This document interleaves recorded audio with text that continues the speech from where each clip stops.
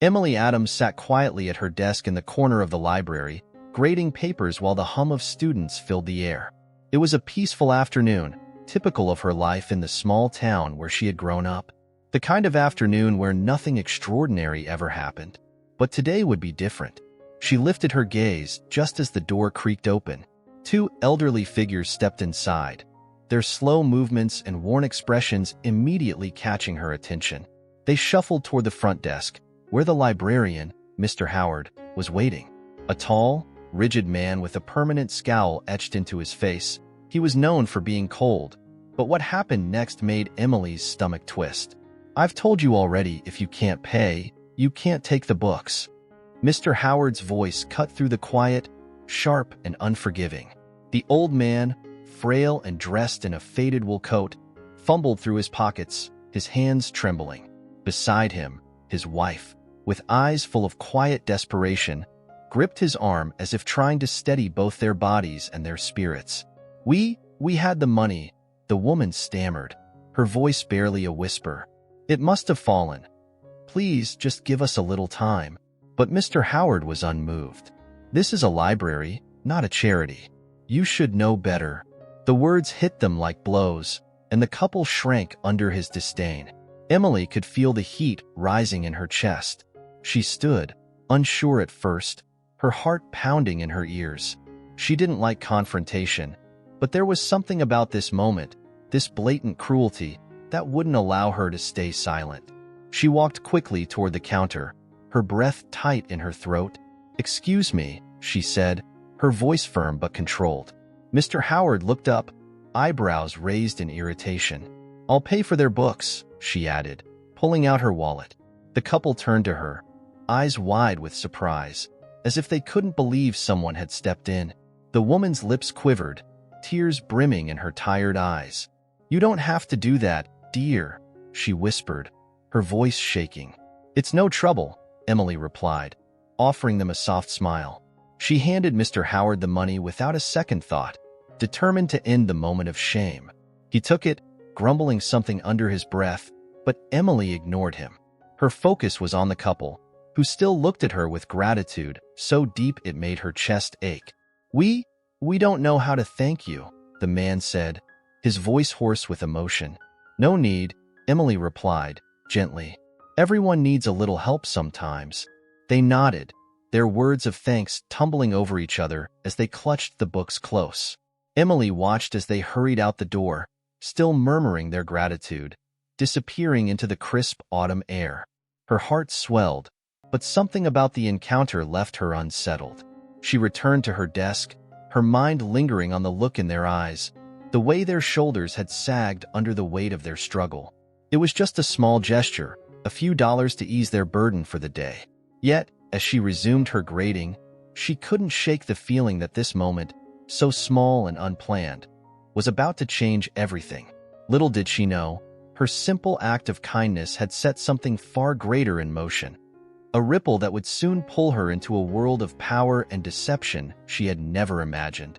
A few days had passed since that quiet afternoon in the library, and Emily had nearly forgotten about the elderly couple and the small gesture she'd made. Life returned to its familiar rhythm, teaching her students, grading papers, and taking comfort in the predictable routine of her quiet, small-town life. But that calm was shattered one late afternoon when an unfamiliar car pulled up in front of the school. It was sleek and black, the kind of car that didn't belong in a town like this. Emily watched from her classroom window, feeling a strange tug of curiosity. The engine idled for a moment before the door opened, and a tall man in a crisp suit stepped out. He walked with purpose toward the school entrance, and Emily felt her pulse quicken. A knock at her classroom door pulled her from her thoughts. Principal Harris, a kind but no-nonsense man in his 50s, entered with the stranger by his side. "Emily," Principal Harris said, his tone measured. "This gentleman is here to see you. He says it's important." The man stepped forward, his posture straight, his expression polite but unreadable. "Ms. Adams," he said, his voice smooth, "I apologize for showing up unannounced, but my employer would like to meet with you." He handed her a card, a simple white rectangle embossed with elegant lettering. "Theodore Wells, founder of Wells Foundation." Emily blinked, momentarily caught off guard. "I'm sorry, but why would he want to meet me?" The man smiled slightly, though there was no warmth behind it. "Mr. Wells was made aware of your generosity at the library a few days ago. He believes someone with your compassion and character would be a valuable addition to his foundation." Emily's thoughts spun as she tried to process what was happening. The Wells Foundation? She had heard of it. Everyone had. It was one of the most respected charitable organizations in the state, known for its philanthropy and massive financial backing. But why would Theodore Wells, one of the wealthiest men in the region, be interested in her? I'm not sure what to say," she stammered, glancing at Principal Harris, who seemed equally surprised. "You don't need to say anything right now," the man said smoothly. "Mr. Wells simply invites you to meet with him tomorrow. He'll explain everything. A car will be sent to pick you up at 10 a.m. There was a pause as Emily absorbed his words. She felt torn. This was completely out of the blue, and while the opportunity seemed incredible, it also felt surreal. Almost too good to be true. But a small voice in the back of her mind reminded her that she had nothing to lose by meeting him. After all, what harm could come from a conversation?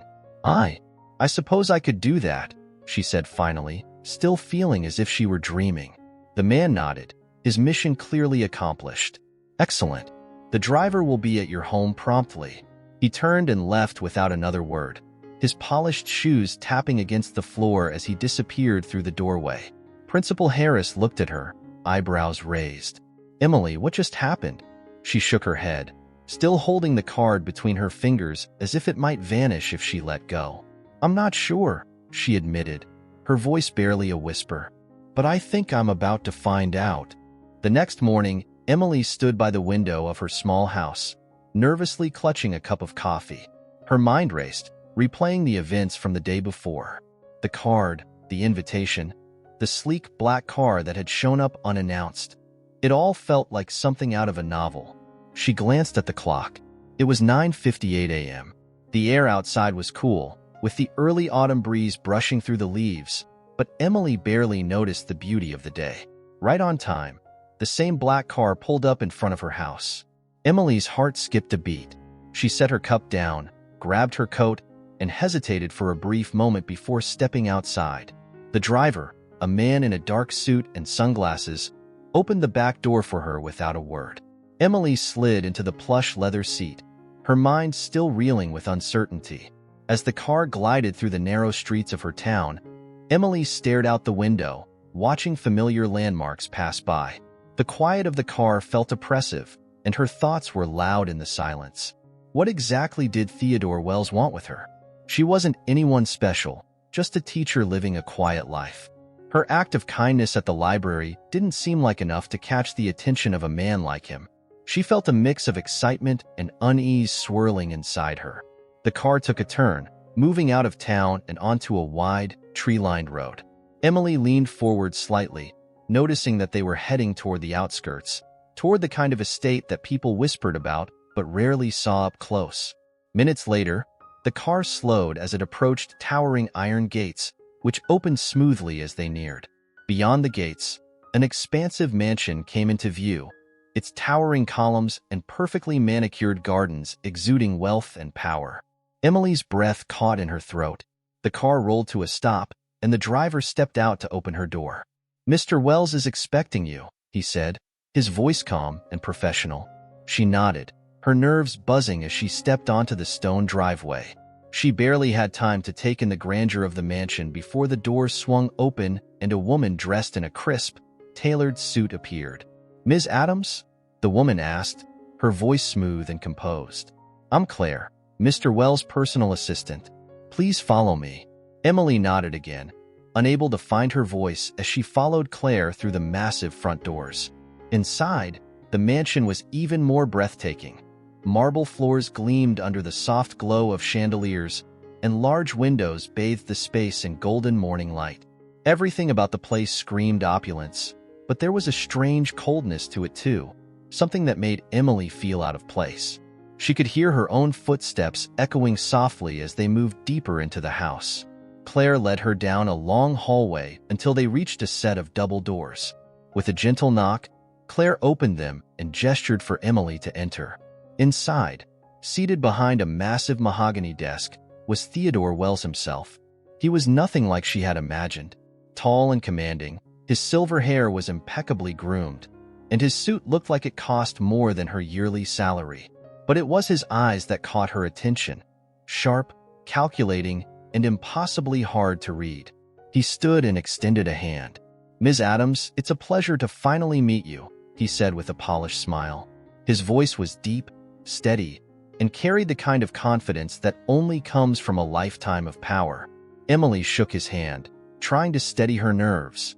"It's an honor to meet you too, Mr. Wells. Though I have to admit, I'm not sure why I'm here." Wells chuckled, his eyes never leaving hers. "You're here because you have something this world desperately needs: compassion. I heard about what you did for that elderly couple at the library, and frankly, people like you are hard to find these days." Emily felt herself flush slightly. It was nothing, really. Anyone would have done the same. "On the contrary," Wells said, his tone firm. "Most people wouldn't have bothered. But you did, and that's why I wanted to meet you. My foundation is always looking for people with your kind of heart, people who care enough to make a difference. I think you could help us in ways you haven't even realized yet."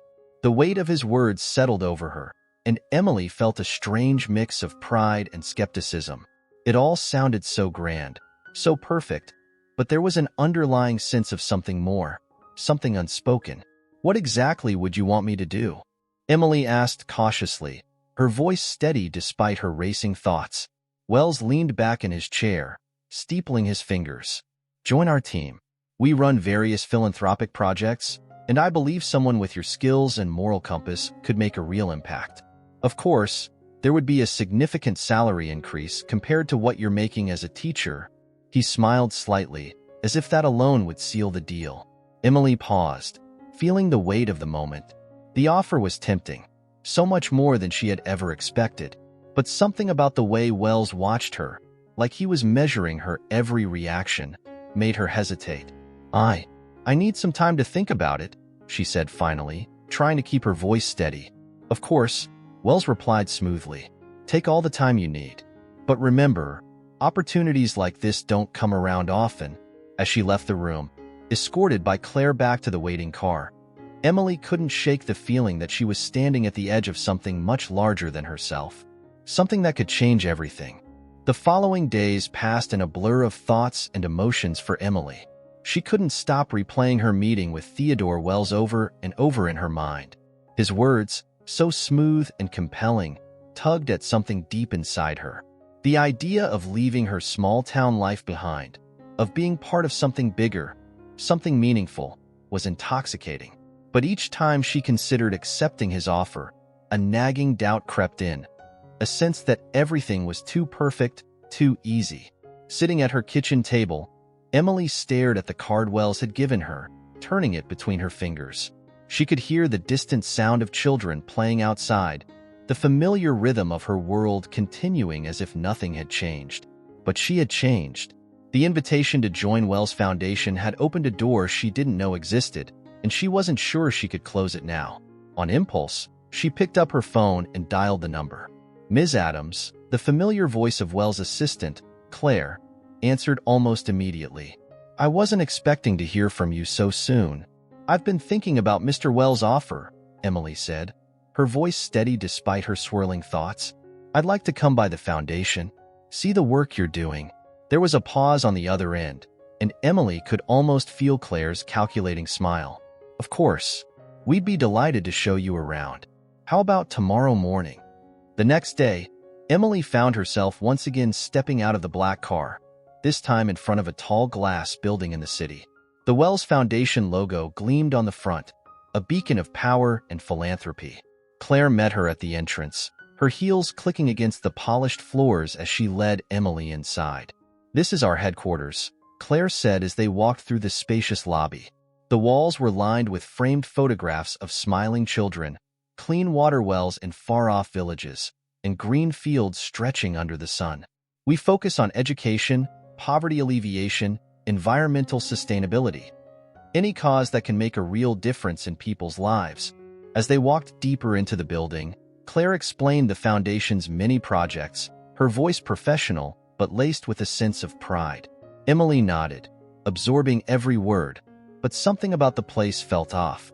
The photos on the walls, the polished speeches, it all seemed too perfectly curated, like the story they were telling was a little too flawless.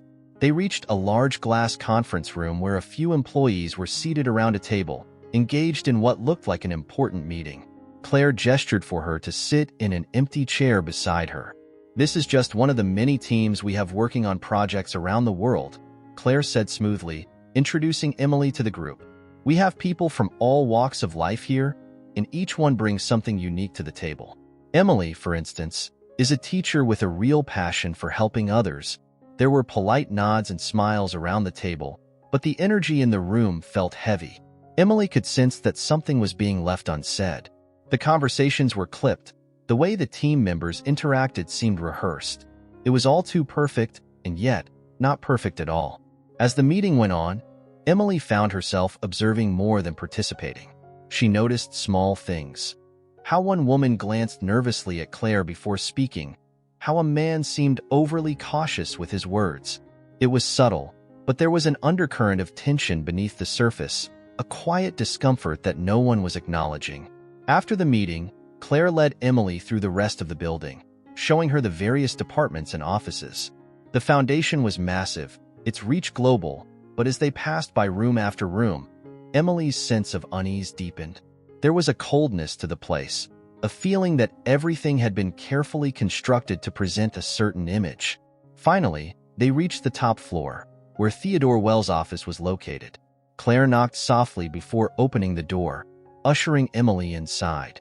Wells stood by the window, his back to them, looking out over the city skyline. "Ms. Adams," he said without turning around, "I trust you've enjoyed your tour." Emily hesitated, unsure how to respond.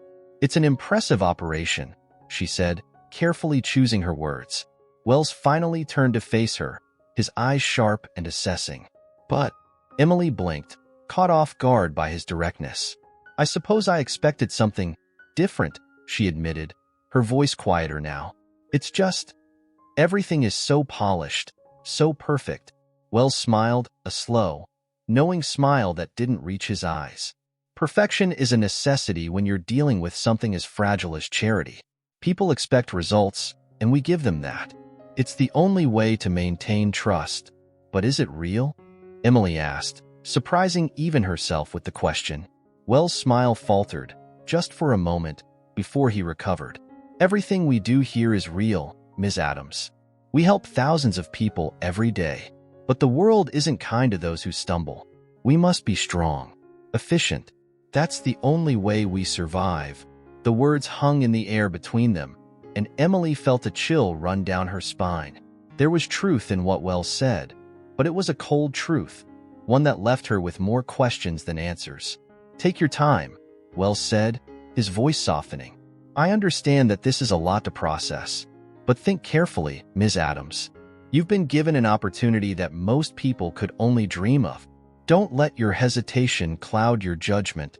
Emily nodded, though her mind was far from settled. As she left Wells' office, the weight of his words pressed down on her. She was being pulled into something far larger than she had ever imagined. And for the first time, she wasn't sure she wanted to know what lay ahead. That night, Emily lay in bed staring at the ceiling, her mind racing with thoughts of the Wells Foundation. The polished buildings, the sleek meetings, the calculated words, it all felt like a perfectly crafted performance. But why couldn't she shake the feeling that something was off, that beneath the surface, there was something darker? The next morning, Emily couldn't keep her thoughts focused. Her classroom, usually her sanctuary, felt suffocating as her mind wandered back to Wells, to the way his smile hadn't quite reached his eyes, and the quiet tension she had sensed in the foundation. Her students' voices blended into the background as her mind replayed the conversation with Wells, his words repeating like a haunting echo. "We must be strong, efficient. That's the only way we survive." The final bell rang, pulling Emily out of her thoughts. She stood by the window, watching the children file out of the schoolyard, laughing and chatting. A familiar figure appeared at the edge of the playground. Wells' black car, parked by the curb. Emily felt her stomach tighten. The driver was standing by the door, waiting for her. "I'm not ready for this," she whispered to herself, but she knew she couldn't avoid it forever. She grabbed her bag, her fingers trembling slightly as she headed toward the exit. The car ride was silent. The city streets blurred past, and soon, she found herself once again standing in the grand, sterile lobby of the Wells Foundation. Claire greeted her with the same rehearsed smile as before, guiding her to a meeting room on the top floor. Wells was waiting inside, standing near the window, his hands clasped behind his back. "Ms. Adams," he said without turning. His voice was soft but commanding, the kind of voice that filled a room without needing to rise. "I'm glad you decided to come back." Emily stood awkwardly near the door, unsure of what to say. Wells turned to face her, his expression unreadable. He gestured to a chair. "Please sit." She did as he asked, trying to keep her hands steady as she folded them in her lap. The air between them was thick with unspoken words, and for a moment, neither of them spoke. "You've been quiet since your tour," Wells finally said, his tone calm but with an edge that suggested he already knew what she was thinking. "I imagine you have questions." Emily nodded, choosing her words carefully. "It's just, everything seems so perfect here. Too perfect, almost." Wells' gaze didn't falter. "Perfection is what people expect from an organization like ours. It's necessary for us to maintain the trust of the public." "I understand that," Emily said, her voice gaining strength. "But I can't help but wonder if there's more to it. Some of the people I met here, they seemed nervous. Like they weren't saying everything." For the first time, a flicker of something crossed Wells' face. It was brief, a flash of irritation, but it vanished as quickly as it appeared. He leaned forward slightly, his voice dropping. "Ms. Adams, when you're in a position of power, when you're responsible for the well-being of thousands, there are always going to be challenges. People who don't understand the pressures we face. People who question our methods." Emily's pulse quickened. "What methods?" Wells smiled, a tight, controlled smile. "The ones necessary to keep this organization running, to keep our work alive. You said it yourself. Everything here seems perfect. That doesn't happen without difficult decisions, without sacrifices." The word hung in the air, cold and heavy.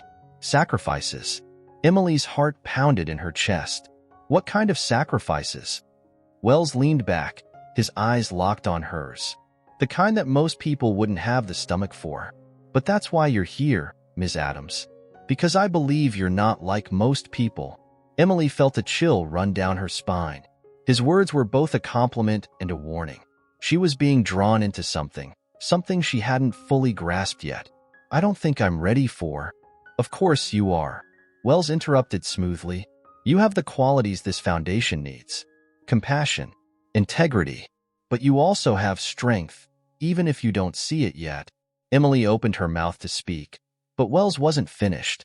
He rose from his chair, walking around to stand behind her. "I'm offering you a chance, Ms. Adams.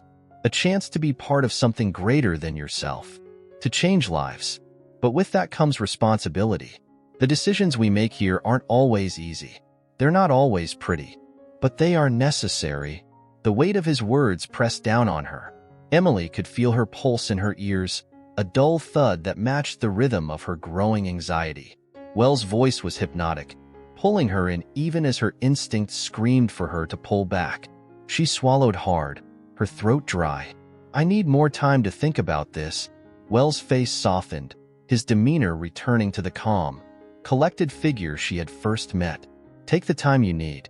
But remember, opportunities like this don't wait forever." As she left his office, the hallway stretched out before her, long and empty. Each step felt heavier than the last, as if the weight of Wells' words clung to her. The same polished floors, the same gleaming walls. Yet everything felt different now. Darker, more dangerous. Outside, the sun was beginning to set, casting long shadows across the pavement. Emily breathed in the cool evening air, trying to clear her mind, but the questions lingered. What kind of sacrifices was Wells talking about? And what exactly would be required of her if she stepped fully into his world? The The driver opened the car door for her, and she slid inside, lost in thought. As the car pulled away from the foundation, Emily couldn't shake the feeling that once she crossed this threshold, there would be no turning back. Days passed, but Emily couldn't shake the conversation with Wells. His words clung to her like a shadow, following her through the quiet corridors of her school, haunting her during the long, sleepless nights. The tension between her desire to make a difference and the growing unease she felt about Wells' methods gnawed at her, deepening the conflict within. She tried to push it aside, to focus on her teaching and the routine of daily life, but the pull was too strong. The foundation's name seemed to surface everywhere she went, in conversations, on the news, in articles about philanthropy. It was as if the universe was pushing her toward a decision she wasn't ready to make. One evening, as she sat grading papers, her phone buzzed with a message. It was from Claire. "We hope you've had time to consider Mr. Wells' offer. He'd like to invite you to a private event at the foundation tomorrow evening. It would be an excellent opportunity for you to see more of our work and meet others who share our vision. Transportation will be arranged." Emily stared at the screen, her heart pounding. The invitation felt like another step deeper into a world she wasn't sure she belonged in. But part of her was curious. What was this event? And what else could she learn about the foundation by attending? Against her better judgment, she replied, "I'll be there." The next evening, Emily found herself once again stepping out of the black car, the cool evening air brushing against her skin. The foundation's building loomed before her, its glass exterior reflecting the dimming light of the city. Inside, the atmosphere was different from her previous visit. The halls were busier, filled with well-dressed people mingling and exchanging polite conversation. Laughter and the clinking of glasses floated through the air, giving the event an air of exclusivity. Claire greeted her at the entrance, her smile as polished as ever. "I'm glad you could make it," she said, her voice smooth. "Mr. Wells is looking forward to speaking with you." Emily nodded, but her mind was racing. As Claire led her through the crowd, she couldn't help but notice the way people seemed to glance at her. Some with curiosity, others with subtle admiration, as if her presence at the event meant something more than she realized. They reached a smaller room, more intimate than the grand lobby. Inside, Wells stood with a group of men and women, deep in conversation. The moment he saw Emily, his face lit up with that same controlled smile she had grown used to. "Ms. Adams," he said, stepping forward to greet her. "I'm glad you could join us."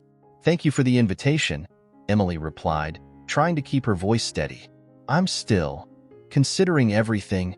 "Of course," Wells said, his tone reassuring. "I wouldn't expect anything less. You're thoughtful, careful. That's what makes you the right fit for us." He motioned for her to join him and the others. "I want you to meet some of the people who've helped shape our work." As Emily was introduced to the group, she noticed that the conversations were polished, filled with buzzwords like impact, efficiency, and sustainability. The people around her spoke passionately about the projects they were involved in, from building schools in underserved areas to environmental conservation efforts. It all sounded impressive, remarkable, even. But Emily couldn't shake the feeling that something was missing, that the humanity behind their words had somehow been hollowed out. One man in particular caught her attention. He was older, with salt and pepper hair and sharp eyes that seemed to take in everything around him. His name was Martin Reeve, a key player in the foundation's financial arm. As they spoke, Emily noticed the way his words danced around certain topics, never quite addressing the real challenges behind the projects he claimed to manage. "So, Emily," Martin said, his tone casual, but his eyes intense, "what drew you to the Wells Foundation? I hear you're a teacher. Quite a leap, isn't it?" Emily hesitated, sensing a test in his words. "I've always wanted to make a difference," she said carefully, "and I thought this might be a way to do more. On a larger scale." Martin smiled, but there was something calculating in his expression. "The larger the scale, the greater the responsibility. You'll see. It's not always easy work, but it's necessary." Necessary. That word again. Emily's chest tightened, the weight of Wells' earlier words creeping back into her thoughts. She forced a smile, nodding as the conversation moved on, but her mind was buzzing with questions. As the evening wore on, Emily drifted through the event, listening, observing, but never quite feeling like she belonged. The people here spoke about changing the world, but there was a disconnect between their words and the reality she knew. It felt performative, like they were more concerned with how their actions were perceived than with the actual impact. Later, as the crowd began to thin, Wells found her again. His expression was warm, but his eyes remained unreadable. "What do you think, Ms. Adams? Have you seen enough to help you decide?" Emily paused, searching for the right words. "It's all very impressive," she said slowly, "but I still have questions. There are things that don't add up for me." Wells nodded, as if expecting her response. "That's understandable. You're new to this world. But let me assure you, the work we do here is real. Lives are being changed every day because of what we've built." He stepped closer, his voice dropping to a softer tone. "But to do this kind of work, you need to be willing to go beyond the surface. To accept that sometimes the ends justify the means. That's what makes this foundation different. We do what's necessary because no one else will." Emily's breath caught in her throat. There it was again. Necessary. That word echoed in her mind, more ominous with each repetition. She didn't know what Wells was really asking of her, but the weight of it pressed down on her, heavy and suffocating. I need more time," she said, her voice barely a whisper. Wells smiled, a knowing glint in his eyes. "Take all the time you need, Ms. Adams. But remember, change waits for no one. You have to decide if you're willing to step into this world, or if you'll stay where it's safe." As she left the building, the cool night air hit her like a slap. Emily's thoughts swirled in her head, chaotic and unsettling. She had wanted to make a difference, to be part of something bigger. But now, the cost of that dream was becoming clearer. She wasn't sure if she was ready to pay it. The days that followed were a blur of restless thoughts and unanswered questions. Emily found herself drifting through her usual routine at the school, but her mind was constantly pulled back to the conversations at the Wells Foundation. The word necessary echoed in her thoughts, leaving a bitter taste in her mouth. She wanted to believe in their mission, in the possibility of doing good on a larger scale, but something about Wells and the people around him gnawed at her. There was a darkness beneath the surface, a weight she wasn't sure she could carry. One evening, as she sat at her kitchen table, staring blankly at the stack of ungraded papers before her, her phone buzzed. It was an unknown number, but a feeling deep in her gut told her to answer. "Ms. Adams," a man's voice said on the other end, low and cautious. "My name is Alan Pierce. I think we need to talk." Emily frowned, the name unfamiliar. "I'm sorry, do I know you?" "You don't, but I know you've been involved with Theodore Wells," Alan said, his voice tightening. "I used to work for him. I left the foundation about a year ago. And there are things you need to know. Things they don't want you to find out." Emily's pulse quickened. Her grip tightened around the phone. "What kind of things?" "Not over the phone," Alan replied. "It's not safe. I can meet you tomorrow. There's a coffee shop on East 5th, near the old bookstore. Can you be there at 10 a.m.? Emily hesitated, her mind racing. This was the confirmation she'd been waiting for, but it also filled her with dread. She had suspected something was off, but now someone was reaching out to her, someone who had been inside. Her heart pounded in her chest as she gave him her answer. "I'll be there." The next morning, Emily arrived at the small coffee shop, her nerves on edge. She had barely slept, thoughts of the foundation swirling in her mind, clouded with fear and doubt. She ordered a coffee and took a seat by the window, scanning the room nervously. A few minutes later, a man in his early 40s with a worn expression and dark circles under his eyes entered. He spotted her and approached the table cautiously. "Emily?" he asked softly, glancing around the cafe as if making sure no one was watching. "Yes," she replied, her voice tight. "You're Alan?" He nodded and sat down across from her. Up close, he looked even more exhausted, like a man carrying the weight of something heavy, something dangerous. He leaned forward, speaking in a low voice. "I don't have much time. Wells, he's not who he pretends to be. The foundation, everything you've seen. It's all a facade." Emily's heart raced. "What do you mean?" "They've built this image of philanthropy and kindness, but underneath, it's all about power and control. The projects they run? Some of them are real, sure, but most of it is just for show. Wells uses them to launder money, to pull strings behind the scenes, to manipulate governments and organizations into doing what he wants. Emily's blood ran cold. That can't be true. I've seen the work they do. I've talked to the people involved. The people you've met are either in on it, or they're too scared to speak out, Alan interrupted. Wells keeps them in line, either with money or fear. You saw it, didn't you? That tension in the air? The way people act around him? Emily's mind flashed back to the event, to the way Martin Reeve had spoken so carefully, how the employees' smiles never quite reached their eyes, the unease she had felt, the word necessary that Wells had used. It all began to click into place. But why me? Emily asked, her voice shaky. Why bring me into this? Wells is always looking for people with clean reputations, people he can mold. You're a teacher, someone with a strong moral compass. He saw that in you. He's not offering you an opportunity, Emily. He's offering you chains. The words hit her like a punch to the gut. Chains. She thought back to every conversation she'd had with Wells, how he had praised her compassion, her strength, how he had lured her in with the promise of making a difference. And now, it all felt like a trap. Emily swallowed hard. What do I do? Alan leaned in even closer, his voice a whisper now. You walk away. You disappear from their radar before it's too late. They're watching you, Emily. If they sense that you know too much, they'll make sure you can't talk. Trust me, I've seen it happen. People who question Wells, they don't last long. Her heart pounded in her chest, panic rising. She had wanted to help, to be part of something bigger, but now she was trapped in something far more dangerous than she could have imagined. Why are you telling me this? Emily asked, her voice trembling.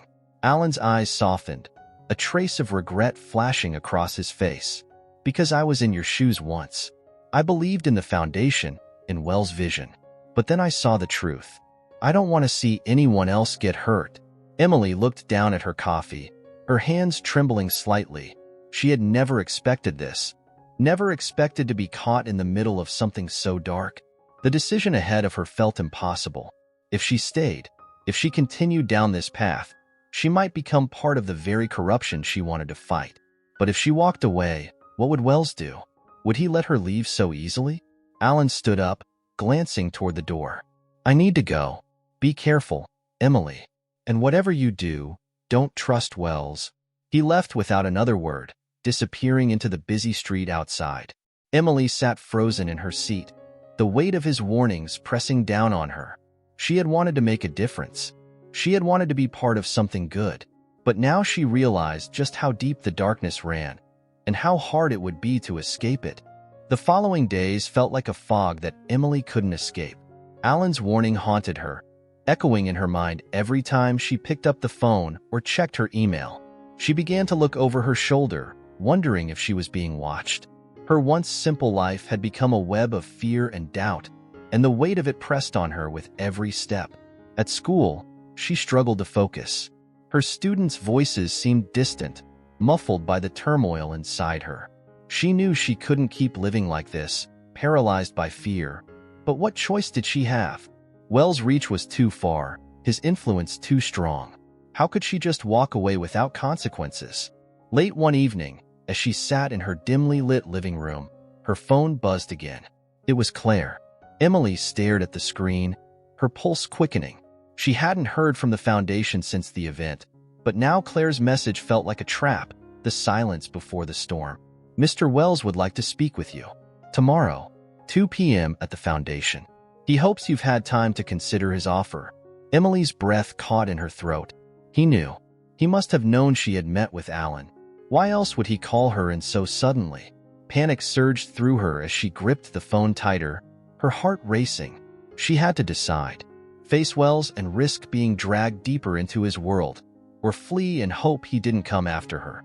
The next morning, Emily barely touched her breakfast. Her stomach twisted in knots, her mind spiraling through every possible scenario. She had no idea what she was going to say to Wells. Every instinct told her to run, to leave town and never look back, but deep down, she knew that wouldn't solve anything. He would find her. People like him always did. By the time 2 p.m. approached, Emily was walking up the steps of the Wells Foundation. The sun was bright, but it felt distant, its warmth failing to reach her as she pushed through the heavy glass doors. Inside, the air was as sterile as ever. Polished floors, smiling receptionists, and that unsettling perfection that seemed to coat everything like a layer of dust. Claire was waiting for her near the elevator, her smile as cool and unreadable as always. "Right this way," Claire said, her voice polite but clipped. She led Emily to the same top floor where she had met Wells before, the same long, gleaming hallway that made her stomach churn. When they reached Wells' office, Claire opened the door but did not follow her inside. Emily stepped in, her nerves buzzing, and found Wells seated behind his enormous mahogany desk. He looked up, his expression calm, as if this were any ordinary meeting. "Ms. Adams," he said smoothly, standing to greet her. "Please have a seat." Emily hesitated for a fraction of a second before sitting down, her heart thudding in her chest. The room was quiet, the air thick with unspoken tension. She felt Wells' eyes on her, studying her every move. "I'm glad you came," Wells began, his voice low and steady. "I've been thinking about you, about the decision you're facing." Emily swallowed, trying to calm the storm inside her. "I'm not sure I'm the right fit for the foundation," she said carefully, her voice shaking slightly.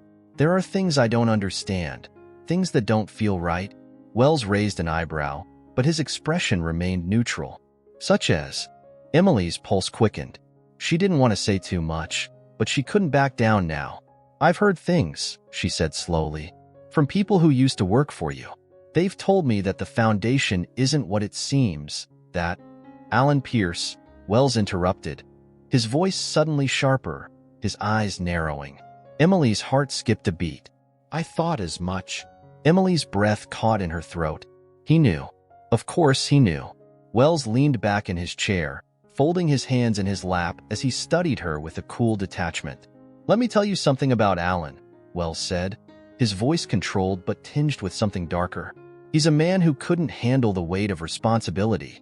He saw things in black and white, refused to understand the complexities of the world we operate in. And now, he's bitter, desperate." Emily felt her hands tremble in her lap, but she held his gaze, refusing to look away. "But he's right, isn't he? The foundation. It's not what you say it is." Wells' smile didn't falter, but there was a sharpness in his eyes now. "Ms. Adams, the world is a complicated place. The work we do is messy. It requires difficult decisions, choices that not everyone is prepared to make. But in the end, we make a difference. We change lives. That's what matters." He leaned forward slightly, his voice softening. "You came to me because you wanted to make a difference, didn't you? To be part of something larger than yourself? That's still possible. But you need to let go of these illusions." Emily's chest tightened. This was it, the moment she had been dreading. Wells wasn't just asking her to join his foundation. He was asking her to surrender her conscience, to turn a blind eye to the things she knew were wrong. "I can't do that," she said, her voice barely above a whisper. "I can't just look the other way." For a moment, Wells was silent, his eyes locked on hers. Then, slowly, he nodded. "I see." He stood, walking around the desk to stand beside her. Emily's breath hitched as he placed a hand on the back of her chair, his presence looming over her. "I had hoped you would see the bigger picture, Ms. Adams. But I suppose some people just aren't built for this kind of work." Emily's skin crawled at his words, the threat beneath them clear. She rose to her feet, her heart pounding in her chest. "I think we're done here." Wells didn't move. "Are we?" he asked quietly. "You know too much now, Ms. Adams. Leaving isn't as simple as you might think." Emily's blood ran cold. She had known this was coming, but hearing him say it aloud made it real. Wells' power wasn't just in his wealth or influence. It was in the fear he instilled, the invisible chains he wrapped around everyone who crossed his path. "I don't want any trouble," Emily said, her voice trembling. "I just want to walk away." Wells' eyes darkened. "Trouble has a way of finding people, Ms. Adams. Especially those who don't know when to stop asking questions." Emily turned, heading for the door. her hands shaking as she reached for the handle. She felt Wells' gaze burning into her back, but she didn't look at him. She couldn't. The air in the room felt thick, oppressive, and she needed to get out, now. As the door clicked shut behind her, she exhaled, her legs feeling weak beneath her. Claire was standing outside, her smile gone, replaced by a cold, unreadable expression. Emily walked past her without a word, her heart racing as she headed for the elevator. She had crossed a line now. There was no turning back. Emily stepped out of the Wells Foundation building, her legs trembling beneath her. The bright afternoon sun felt harsh and unforgiving as she crossed the street, her breath coming in shallow gasps. Every nerve in her body screamed at her to run, but she didn't know where to go. There was no escaping Wells now, not after the confrontation in his office. His warning echoed in her mind. "You know too much now, Ms. Adams. Leaving isn't as simple as you might think." She had crossed a line, and she knew it. Wells wasn't the kind of man who let people walk away, not without consequences. The air felt thick with impending danger, and every glance she cast over her shoulder sent waves of paranoia crashing through her. Was she being watched? Followed? How much time did she have before Wells made his move? As she walked, her phone buzzed in her pocket, and her heart leaped into her throat. She fumbled to pull it out, her fingers shaking. It was Alan. "Where are you? We need to talk. Now." Emily hesitated for a split second, then typed back quickly, "At the corner of 5th and Main. Come quick." She stood at the corner, anxiety tightening around her like a vice, her eyes darting between passing cars and pedestrians. Minutes felt like hours as she waited, her chest tight with fear. Finally, Alan's car pulled up, and she rushed over, opening the passenger door and sliding inside. Alan looked worse than before, his eyes red-rimmed and frantic. "We don't have much time," he said, his voice urgent. "Wells knows. He'll come after you. You can't go back to your old life, Emily. You need to disappear." Emily's heart pounded in her chest. Disappear? I can't just... What about my job, my students? I can't just leave everything behind. "You don't have a choice," Alan said, his grip tightening on the steering wheel. "Wells won't stop until he's sure you're no threat to him. He'll ruin you. Or worse." The weight of his words settled heavily on her, and Emily felt her stomach twist. "What do we do now?" she asked, her voice barely above a whisper. Alan glanced at her, his eyes filled with guilt. "There's only one way to fight someone like Wells. We expose him. Everything. The money laundering, the corruption. It all has to come out. It's the only way you'll be safe." Emily felt a surge of panic. Expose him? How? He controls everything. The media, the police. He'll bury anything we try to bring forward. "I have evidence," Alan said, his voice tight. "Documents, recordings. I've been collecting it for months, but I couldn't release it alone. Now, with your story, we have enough to blow the whole thing wide open." Emily's mind raced. The idea of exposing Wells was terrifying.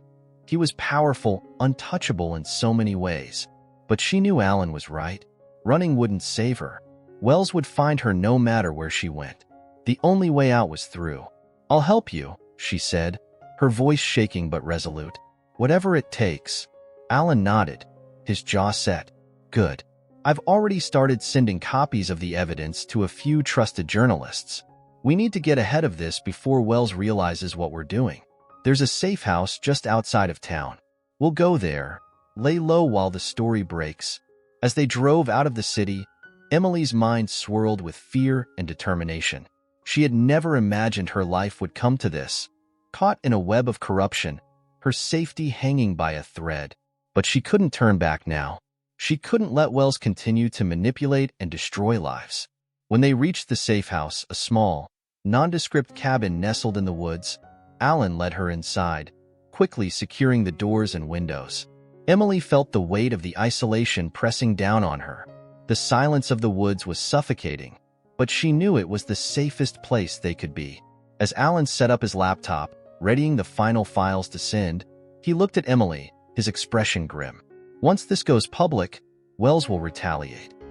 He'll come after us with everything he has." "I know," Emily replied, her voice steady despite the fear churning inside her. "But we can't let him win." Alan nodded, his fingers flying across the keyboard as he encrypted the files and prepared them for release. The next few hours passed in tense silence, the weight of what they were about to do pressing heavily on them both. Emily could feel the magnitude of the decision sinking in, the realization that her life was about to change forever. Then, just as Alan hit the final key to send the evidence to the journalists, a sound outside made them both freeze. Footsteps. Heavy, deliberate. Emily's blood ran cold as she turned to Alan, her heart hammering in her chest. "They found us," Alan whispered, his face pale. Emily's pulse raced as they heard a sharp knock at the door. It was too late. Wells had sent his people, and now they were trapped. Alan stood, grabbing a small bag from the corner of the room. "We need to leave. Now." Emily followed him to the back door, her mind spinning. She could feel the fear clawing at her, but she forced herself to stay focused. There was no time for panic. They needed to get out fast. As they slipped out into the dark woods, the sound of breaking glass echoed behind them. Emily's heart pounded in her ears as they ran, the darkness closing in around them. The woods were thick, the branches tugging at her clothes, but she pushed forward, adrenaline surging through her veins. They ran for what felt like hours, the sound of footsteps and shouts chasing them through the trees. Every shadow felt like a threat, every sound a warning that Wells' men were closing in. Emily's breath came in ragged gasps, her legs burning with exhaustion, but she couldn't stop. She couldn't let them catch her. Finally, they reached a clearing, and Alan slowed, gasping for breath. "We'll need to split up," he said, his voice strained. "It's the only way." Emily's chest tightened at the thought of being alone, but she knew he was right. "Where will you go?" "I have another safe house a few miles from here," Alan said, handing her a small map. "Follow this trail. It'll take you to a road. Stay hidden until it's safe to move." Emily nodded, her heart pounding. "Be careful, Alan." "You too," he replied, his eyes dark with fear, but also with determination. "We'll meet again, and we'll finish this." With one last look, they parted ways, disappearing into the darkness of the woods. Emily ran through the dense forest, her lungs burning with every desperate breath. The map Alan had given her was clenched tightly in her hand, but the darkness of the woods made it nearly impossible to see. She stumbled over roots and rocks, the sound of her own heartbeat thundering in her ears. Behind her, faint echoes of voices still carried through the trees. Wells' men were close, too close. She pushed forward, her fear driving her, her thoughts racing. Everything was unraveling, every step taking her further into the unknown. But there was no turning back now. The truth was out there. Alan had sent the files, the journalist would have the evidence. It was only a matter of time before Wells' empire crumbled, but she had to survive long enough to see it happen. After what felt like hours, the trees thinned, and Emily saw the faint outline of a dirt road ahead. Her chest heaved with relief, but she knew this wasn't over. She crouched low behind a fallen log, scanning the area for any sign of danger. The forest was still, but the tension in the air was suffocating. Suddenly, headlights appeared in the distance, the low hum of an engine growing louder as a car approached the road. Emily's heart pounded in her chest. She couldn't tell if it was friend or foe. If it was Wells' men, she was out of time. But as the car came closer, she recognized the silhouette behind the wheel. It was Alan. He pulled over, his face pale with exhaustion but determined. "Get in," he called, his voice barely above a whisper. Emily didn't hesitate. She bolted from the cover of the trees and dove into the passenger seat, slamming the door behind her. Alan hit the gas, and the car lurched forward, speeding down the narrow road. The weight of everything they had just escaped clung to them, but the car's engine roared like a lifeline, pulling them further away from danger. "They're still out there," Emily said breathlessly, glancing over her shoulder, her fear not yet subsiding. "They'll keep looking." Alan nodded, his eyes fixed on the road ahead. "We're not safe yet, but we bought ourselves time. The files are already out. It's only a matter of hours before the media starts digging. Wells won't be able to cover this up." Emily exhaled, the tension in her chest slowly releasing as the reality of what they'd done began to settle in. They had exposed him. They had finally pulled back the curtain on Wells' corruption, and soon the world would see the truth. But the cost weighed heavily on her. She had lost her life as she knew it. Her job, her students, the small-town peace she had cherished. It was all gone now, replaced by the cold, hard reality of survival. And yet, as painful as that loss was, Emily knew she couldn't have done anything differently. The moment she had stepped into Wells' world, the moment she had seen the darkness beneath the surface, there had been no going back. The car sped through the night, the distant glow of the city fading behind them as they headed deeper into the countryside. Alan kept his hands steady on the wheel, his face tight with concentration. "Do you think it'll be enough?" Emily asked quietly, breaking the heavy silence. "The evidence?" "It has to be," Alan replied, his voice low but resolute. "Wells' network is deep, but we've given the journalists everything they need. They won't be able to bury this." Emily stared out the window, watching the shadowy trees blur past. Part of her wanted to believe Alan, but a darker part of her knew that Wells was a man who thrived in the shadows, who controlled people like pieces on a chessboard. He wouldn't go down without a fight. "We need to disappear for a while," Alan continued. "Once the story breaks, Wells will be in full damage control mode. He'll throw everything he has at the media, but we've given them too much. Eventually, the truth will catch up to him." Emily nodded, though the uncertainty still gnawed at her. She had spent her entire life living by the rules, trusting that justice would prevail if you stood on the right side of it. But this was different. They were fighting a man who didn't play by the rules, who bent the world to his will. And now, they were fugitives in a game they could no longer control. The car slowed as they reached a small, secluded motel on the edge of a quiet town. Alan pulled into the parking lot, his face hard with determination. "We'll stay here for the night. Lay low until we hear from the journalists." They checked in, taking the last room available, a tiny, dimly lit space with only the barest essentials. Emily collapsed onto the bed, the adrenaline finally wearing off, leaving her body heavy with exhaustion. Alan paced by the window, his eyes darting nervously between the shadows outside. Hours passed in tense silence. Emily drifted in and out of sleep, her mind replaying every moment of the past few days, the fear never fully leaving her. Then, just before dawn, Alan's phone buzzed. He snatched it up, his breath catching as he read the message. His eyes widened, and he turned to Emily, his voice tight with emotion. "They've published it," he said. "It's everywhere." Emily sat up, her heart leaping into her throat. "What are they saying?" "Everything. The money laundering, the corruption, the blackmail. It's all out in the open now. The journalists are calling for investigations, demanding answers. Wells can't hide anymore." A wave of relief crashed over her, but it was tempered with the knowledge that this was only the beginning. Wells would fight back. There would be retaliation, chaos, and no guarantee of justice. But for the first time, they had struck a blow that might actually take him down. Emily stood, crossing the small room to look out the window. The sun was rising, casting pale light over the horizon, cutting through the darkness of the night. The weight of the past few days still pressed heavily on her, but for the first time, there was hope. She turned to Alan, a faint smile tugging at her lips. "We did it."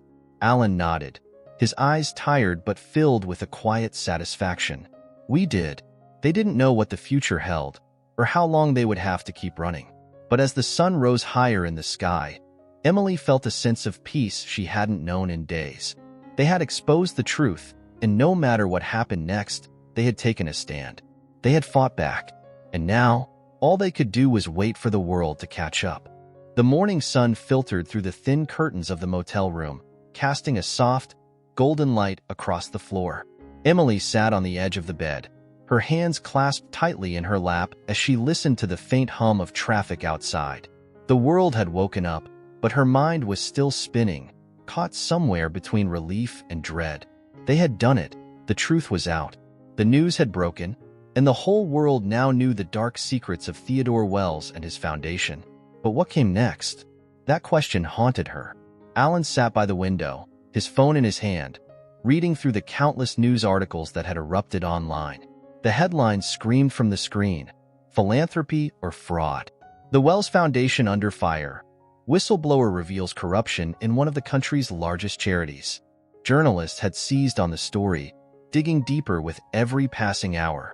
They're calling for an official investigation now, Allen said, his voice low but edged with cautious optimism. Wells can't spin his way out of this. There's too much evidence. Too many people watching. Emily nodded, her heart still pounding despite the victory. But Wells isn't the type to just give up, she said quietly, her eyes distant. He'll fight back. He'll try to silence us. He might try. Allen agreed, his face hardening. But it's too late now. The media won't let this die. We've got momentum. Still, the weight of uncertainty pressed down on Emily's chest. She knew Wells, knew how dangerous he was when cornered. For a man like him, survival was everything, and she had no doubt he would do whatever it took to protect himself. And that meant they weren't safe. Not yet. Allen must have sensed her anxiety because he stood and crossed the room, sitting next to her on the bed. Emily, I know you're scared, but we've done the hardest part. We've exposed him. Now it's in the hands of the public, the law.